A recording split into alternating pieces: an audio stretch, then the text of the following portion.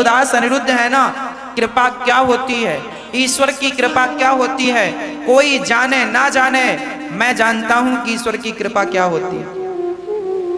एक बार नहीं, 1000 बार नहीं, 1,00,000 बार मैंने अपने श्याम सुंदर की कृपा को महसूस किया है, कृपा का अनुभव किया है। जो लोग कहते हैं कि हम पर कृपा क्यों नहीं हो रही है, पता नहीं आप पर कृपा क्यों नहीं हो रही है, मैंने तो लाखों बार अपने ठाकुर जी, अपने श्याम सुंदर की कृपा को महसूस किया है। मैं तो हर घड़ी, हर क्षण, हर श्वास में अपने श्याम सुंदर की कृपा को महसूस करता हूं। मैं यहाँ बैठकर आपको कथा सुना रहा हूं, मेरी आंखें खुली हुई है, मेरी वाणी आप तक पहुंच रही है, ये भी ईश्वर की कृपा है। मैं अपने बल से तो बोल भी नहीं पाता, मेरा अपना बल नहीं है कि मैं बोल सकूं, मेरी ताकत नहीं है कि मैं बोल सकूं। इसलिए हर क्षण गोविंद की कृपा को महसूस करना चाहिए। जिन लोगों पर अभी तक भगवान की कृपा नहीं हुई, शायद उन्होंने अभी तक भगवान के चरणों में समर्पण नहीं किया। एक बात बताओ, एक लड़की जिसका 3 दिन बाद विवाह होना है, बहुत ध्यान से सुनना, इस बात को सुन लोगे तो आप पर भगवान कृपा क्यों नहीं करते, इस प्रश्न का उत्तर मिल जाएगा। एक बात बताओ, एक लड़की है, उस लड़की से आपका विवाह होने वाला है। एक लड़का था, एक लड़की थी, दोनों का विवाह फिक्स हो गया। ठीक 3 दिन बाद विवाह होने वाला था। विवाह 3 दिन बाद होने वाला था कि वो लड़की आज ही बीमार पड़ गई। और बीमार जब पड़ी तो ये बताओ, उसकी बीमारी का खर्च कौन उठाएगा? लड़की के माता पिता उठाएंगे या जहां शादी होने वाली है वो ससुराल पक्ष उठाएगा? बोलो, उस लड़की की बीमारी का खर्चा कौन उठाएगा? अभी विवाह हुआ नहीं है, विवाह होने में 3 दिन बाकी हैं। तो बताओ, लड़की बीमार हुई है और उसकी बीमारी में 10 लाख रुपए लगने हैं। बताओ, वो 10 लाख कौन लगाएगा? ससुराल वाले लगाएंगे या मायके वाले लगाएंगे? बोलो, माँ बाप लगाएंगे, मायके वाले लगाएंगे। और शादी होते ही बीमार पड़ जाए लड़की, शादी हुई, ससुराल आई और ससुराल में कोई दुल्हन बीमार पड़ जाए और उसके इलाज में 40 लाख रुपए लगने हो, तो कौन लगाएगा? ससुराल वाले। शादी के पहले लड़की बीमार हुई तो उसका खर्चा माँ बाप उठाएंगे, और शादी के बाद ससुराल गई और बीमार पड़ गई तो खर्चा ससुराल वाले। सिंपल है, उस लड़की ने अभी तक समर्पण नहीं किया था, इसलिए उसका खर्चा ससुराल वाले नहीं उठाए, पति नहीं उठाया। पर शादी हो गई तो पत्नी ने पति के चरणों में समर्पण कर दिया, और जब समर्पण किया तो उसका सारा खर्चा उसके पति उठाते हैं। उसी प्रकार जब जीवात्मा परमात्मा के चरणों में समर्पण करता है तो फिर भक्त का सारा खर्चा भगवान उठाने लग जाते हैं। और जिन लोगों को अभी ये लग रहा है हम पर कृपा नहीं हुई, इसका मतलब तुमने अभी तक भगवान के चरणों में समर्पण नहीं किया। समर्पण कर दो भगवान के चरणों में। मैं कृष्ण का हूं, बात खत्म। परिवार मेरा नहीं, भगवान का है। ये बच्चे मेरे नहीं, कृष्ण के हैं। हे नाथ, सब कुछ आपका, मेरा ये शरीर आपका, मेरा ये मन आपका, मेरा परिवार आपका, मेरी कमाई, इनकम, सारी फैक्ट्री, मकान, दुकान, जमीन, जायदाद, गोविंद, मैं सब सौंपता हूं तुम्हें। अब सौंप दिया इस जीवन का सब भार तुम्हारे हाथों में। तन भी तेरा, मन भी तेरा, धन भी तेरा, सब कुछ है तेरा, तेरा तुझको अर्पण क्या लागे। पूरी जिंदगी में इंसान भगवान को सौंप नहीं पाता, इसलिए लोग परेशान हैं।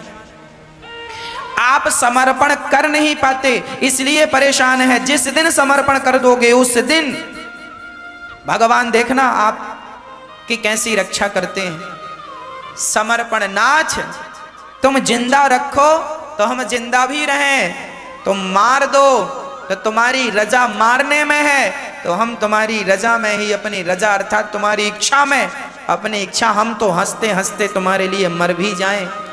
ना तो हमें जीने से शौक है, ना तो मरने से शौक है। ना जिंदगी का शौक़ है ना मृत्यु का शौक़ है, हमें तो अपने गिरधर गोपाल का शौक़ है। वो जहाँ भेजें जैसे रखें हम तो वैसे, हमारी अपनी कोई इच्छा नहीं, हमारी अपनी कोई मर्जी नहीं, हम तो न्यूट्रल हैं। जिस गैर में भगवान चलाना चाहें, हम तो भगवान की गाड़ी हैं। जैसे आपकी गाड़ी आपके पास है, आप ड्राइविंग सीट में बैठे हैं, आप रिवर्स में चलाना चाहें तो रिवर्स में चलेगी, गाड़ी पीछे जाएगी।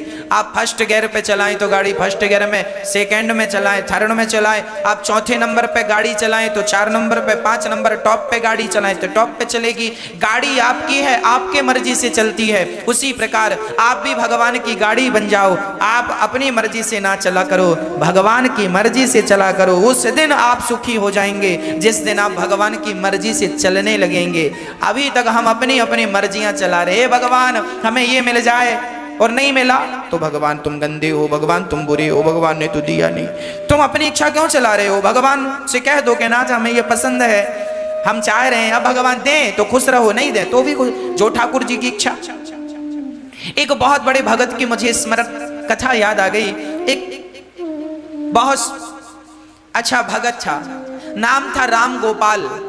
राम गोपाल नाम का एक व्यक्ति भगवान से वैसे ही प्रेम करता था जैसे मैं कह रहा हूं। भगवान से अत्यधिक प्रेम करता था, भगवान से पूछ के सारा काम करता था। वो किराए के घर में रहता था, अभी खुद की छाया नहीं थी। राम गोपाल बहुत छोटा सा काम करता था, महीने के 20,000 25,000 रुपए कमा लेता था। उसी 25,000 में बिजली का बिल, किराया भाड़ा, दाल चावल रोटी, बच्चों की पढ़ाई, 25,000 में थोड़ा सा बचा लेता था। राम गोपाल की इच्छा हुई, भगवान से बोला, हे श्याम सुंदर, मेरी इच्छा है कि किराए के घर में रह रहा हूं, प्रभु एक आपका छोटा सा घर हो जाता तो मैं आपके घर में किराए से रहता, बस मेरी ये इच्छा है। तो राम गोपाल ये कह करके पास में ही जो प्रॉपर्टी डीलर थे उनके पास गया, और वहां पर एक फ्रंट का प्लॉट उसने देखा। प्रॉपर्टी डीलर से कहा, भैया हमें एक प्लॉट चाहिए घर बनाने के लिए। उसने दिखाया 30 बाई 50 का एक बढ़िया सा प्लॉट दिखाया। बोले ये बढ़िया लोकेशन है, बढ़िया प्लॉट है। राम गोपाल बोला, भैया कितने का प्लॉट पड़ेगा ये? उसने कहा ये 5 लाख का प्लॉट है। तो प्रॉपर्टी डीलर ने कहा 5 लाख का। राम गोपाल बोला 5 का आ जाएगा, कुछ कम हो जाए तो 2 पैसे बच जाए। ना ना ना, बिल्कुल 5 से 1 रुपए कम। राम गोपाल बोला फिर डन, मैं आपको परसों रजिस्ट्री कराऊंगा, परसों इसकी रजिस्ट्री करना है, 5 लाख में तय। प्रॉपर्टी डीलर बोला बिल्कुल तय, पर सुनो कुछ एडवांस देकर जाओ। राम गोपाल बोला सुनो, अभी मेरे जेब में मात्र 5,000 रुपए पड़े हैं, तो क्या मैं 5,000 एडवांस दे दूं? हाँ हाँ चलेगा, परसों आप रजिस्ट्री आकर करा लेना। राम गोपाल घर पहुंचे, और घर पहुंचे पता नहीं क्या हुआ, राम गोपाल बीमार पड़ गए। और जब बीमार पड़े, अब परसों रजिस्ट्री करानी है, वो बीमार आज पड़ गए। क्या करें क्या करें क्या करें? कल का पूरा दिन वो बीमार रहे।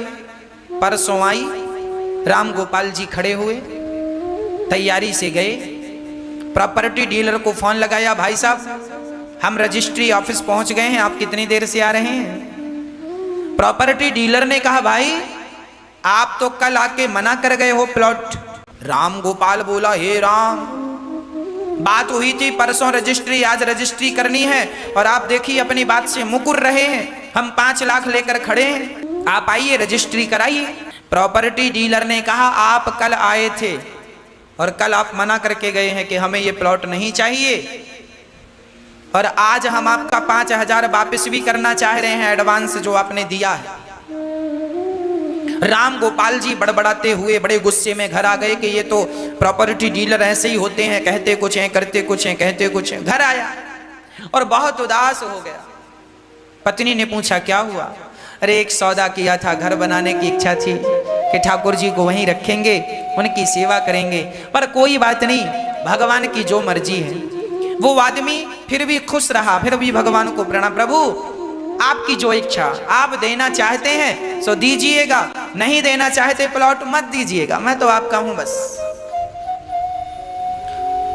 तीसरे दिन अखबार में आया कि वह प्रॉपर्टी डीलर वो जो प्लॉट बेच रहा था वो फ्रॉड प्लॉट थी,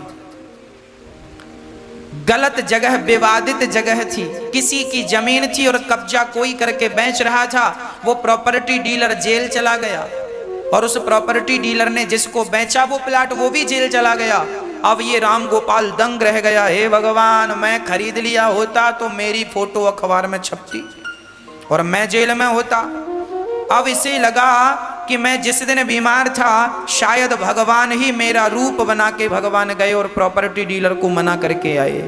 भक्तों, एक बात याद रखिएगा, जीवन में जब आप भगवान को आत्मसमर्पण कर देंगे उस दिन से आपका सारा काम भगवान करेंगे और जो ईश्वर की मर्जी होगी वही होगा।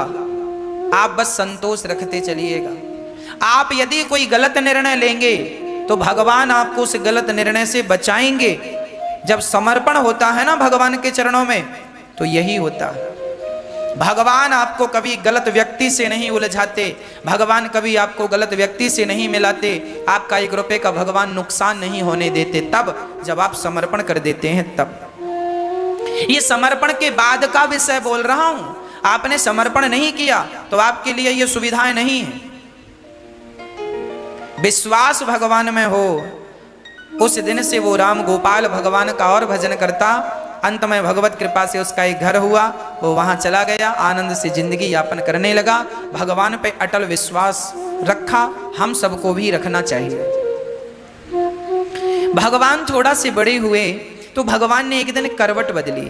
माँ यशोदा ने उत्सव रखा, सकटासुर आया, छकड़े पर बैठा, भगवान ने सकटासुर को मार गिराया, तृणावर्त आया, तृणावर्त को मार गिराया।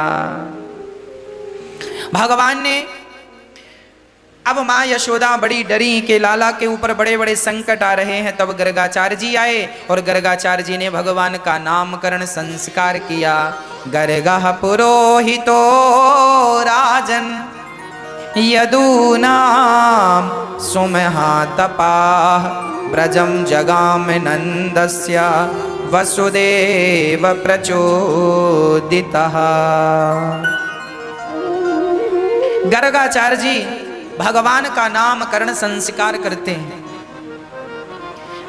हमारे सनातन धर्म में हर बच्चे का संस्कार होना चाहिए, बिना संस्कार के अधूरा है जीवन। और मैं आप सभी से बच्चों के लिए प्रार्थना करता हूं कि आप भी अपने बच्चों को अच्छे अच्छे संस्कार दीजिएगा। कोई गलती ना हो बच्चों की परवरिश में, कल पश्चाताप करना पड़े, कल रोना पड़े, उससे अच्छा है आज ही सावधान रहो। आज लोग रो रहे हैं, बच्चा बिगड़ गया, रास्ता भटक गया। अरे भाई, आप तब सावधान क्यों नहीं थे जब बच्चा आपके वश में था? क्यों नहीं आप सावधान थे? आप क्यों नहीं सावधानी का पालन करते? आज हमारे भारत में कोरोना के केस दिनों दिन कभी बढ़ रहे हैं, कभी कम हो रहे हैं। क्यों हो रहा है ये? क्योंकि भारत के लोग अपना ध्यान नहीं रख रहे हैं, सुरक्षा नियमों का पालन नहीं कर रहे हैं, ना तो मास्क लगा रहे हैं, ना 2 गज की दूरी रखते हैं, और बाद में संक्रमित हो जाते हैं, फिर रोते हैं कि ये समस्या है, वो समस्या। अरे आप अपनी सुरक्षा रखिए, थोड़ी सी दूरी बनाइए, मास्क लगाइए, सैनिटाइजर का उपयोग कीजिए, हाथ बार बार धुलिए। इससे क्या होगा? आप जब सुरक्षित रहेंगे तो कल को आपको हॉस्पिटल नहीं जाना पड़ेगा। जो परेशानियां हैं उन परेशानियों का मुख नहीं देखना पड़ेगा। बस आप अपना ध्यान रख लें। ये मुसीबत का समय है, ये वक्त भी गुजर जाएगा। थोड़ा सा तो सब्र रखें और थोड़ा सा ध्यान रखें। अपने आप कोरोना के केस कम हो जाएंगे। भारत का हर व्यक्ति यदि जागरूक हो जाए तो लापरवाही के कारण सब कुछ होता है। किसकी लापरवाही है मैं इस पर बिल्कुल बात नहीं करूंगा। मैं तो आप सभी से हाथ जोड़कर यही कहूंगा कि आप किराना खरीदने भी जाएं, साग सब्जी खरीदने भी जाएं, तो आप जरूर मास्क लगा करके 2 गज की दूरी का पालन जरूर करें, ताकि आपको और आपके परिवार को यह संक्रमण ना हो। नहीं तो हॉस्पिटलों में आप देख रहे हैं बेड भी खाली नहीं है। इस समय आपको अपना ध्यान रखना ही आपकी सबसे बड़ी जीत है। आप अपने आप को बचाइए, अपने परिवारों को बचाइए, इसी से आपकी विजय है, इसी से आपकी जीत है। हम लोगों की भी यही हालत है। बच्चों के लिए हम लापरवाही करते हैं, बच्चों को लेकर। बच्चे छोटे छोटे हैं, बच्चे रास्ता भटक रहे हैं, माँ बाप रोकते नहीं हैं, और जब वो ज्यादा ही रास्ता भटक जाते हैं तब माँ बाप रोते हैं, महाराज जी बच्चा बिगड़ गया। अरे जब तुम्हारे हाथ में था तब तुमने रोका क्यों नहीं? समय से एक्शन क्यों नहीं लिया? छोटे छोटे बच्चों को माता पिता मोबाइल दे देते हैं, मोबाइल चला रहे हैं, उनकी आदत मोबाइल चलाने की हो जाती है। फिर माँ बाप मोबाइल मांगते हैं सो रोते हैं। आज हम देखते हैं छोटे छोटे बच्चों को माता पिता मोबाइल दे करके रखते हैं। उनका पर्सनल मोबाइल है बच्चों का। अरे मोबाइल होना बुरा नहीं है, बातचीत करने के लिए मोबाइल रखो, छोटा वाला मोबाइल जिसमें केवल बात हो सके। बड़ा एंड्रॉयड मोबाइल देने की क्या जरूरत है? बड़ा फोन देने की क्या जरूरत है? बच्चे छोटे हैं, अभी मोबाइल चलाएंगे तो पढ़ाई कब करेंगे? माँ बाप ना कई बार ये जो सुख सुविधाएं हैं, ये सुख सुविधाएं भी बच्चों का भविष्य बिगाड़ देती हैं। अधिक सुख सुविधाएं भी नुकसानदायक हैं।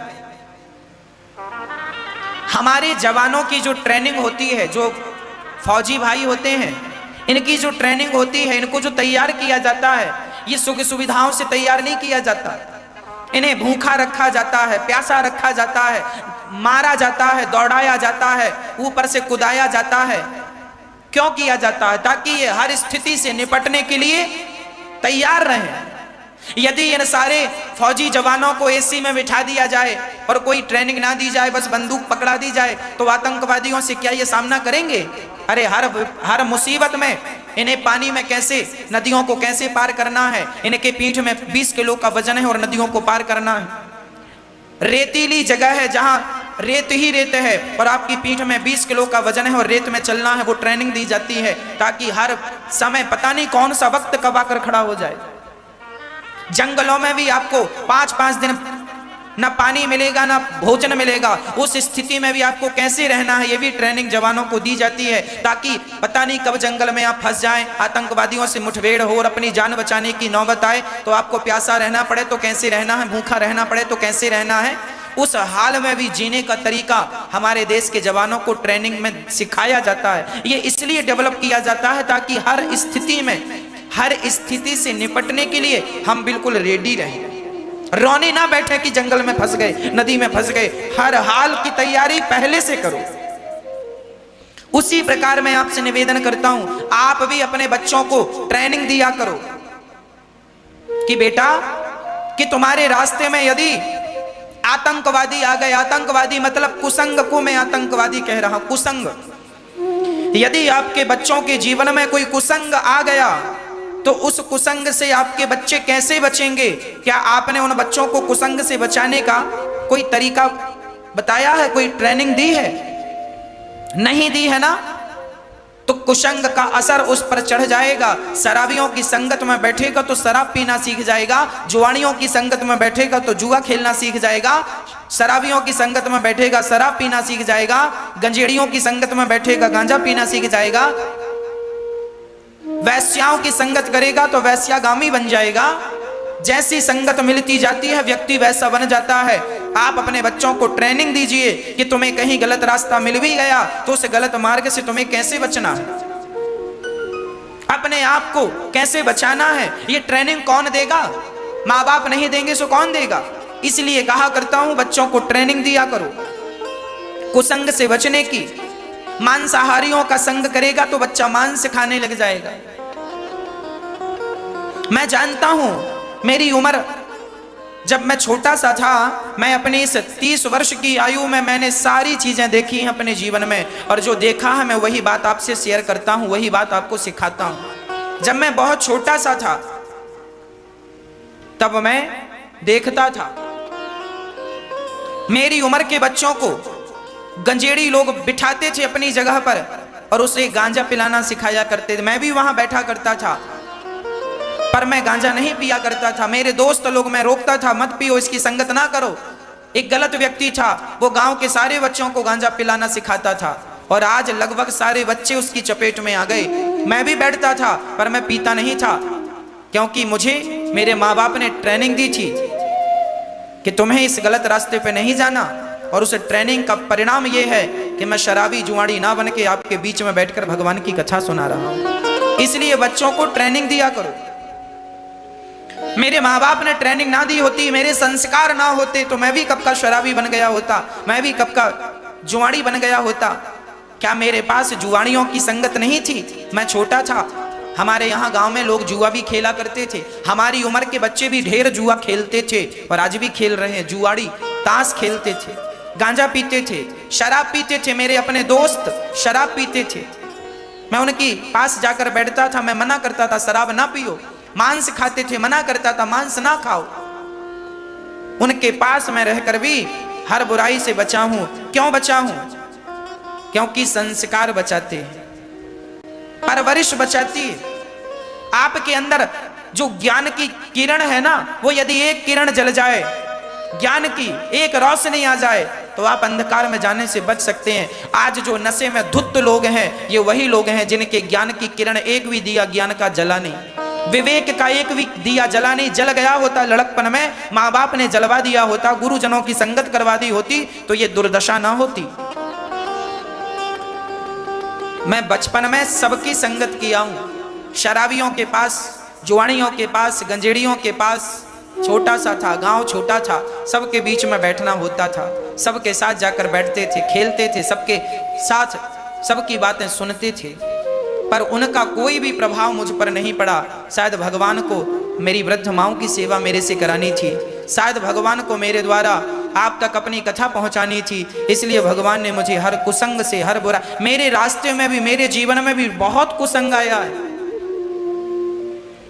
छोटा था मैं तब, जब मैं 10 साल का था, 12 साल का था, 15 साल का था, 18 साल का था, तब तक ये कुसंग था। पर भगवान हर कुसंग से बचाते गए, बचाते गए, बचाते गए, बचाते गए। इसलिए माँ बाप को चाहिए कि आप अपने बच्चों को ट्रेनिंग दें। कैसे कुसंग से बचाएंगे आप? आपको पता है, आप टीवी पर डिस्कवरी चैनल तो देखते ही होंगे। एक बार मैं डिस्कवरी चैनल देख रहा था, तो उसमें एक तो मैं टीवी बहुत कम देखता हूं, ना के बराबर, और जब देखता हूं तो कोई विशेष चीज ही देखता हूं जिसमें कुछ ज्ञान मिले। फोकट की और व्यर्थ की चीजें नहीं देखता मैं, अपना समय खराब नहीं करता व्यर्थ। आप लोग सीरियल देखते हैं, मैं भी कई बार कोई सीरियल देखता हूं तो उसमें से कोई बढ़िया चीज पकड़ लेता हूं कि ये मेरे मतलब की, बस, ज्यादा नहीं। मैं किसी चीज का आदी नहीं हूं। मेरा स्वभाव यदि मैं आपको बताऊं तो मेरे स्वभाव ऐसा है, मैं आज तक किसी चीज का आदी नहीं हुआ। एक चीज का आदी हूं बस, केवल कथा सुनाने का आदी हूं। जिस दिन मैं कथा नहीं सुनाता मेरा मन नहीं लगता।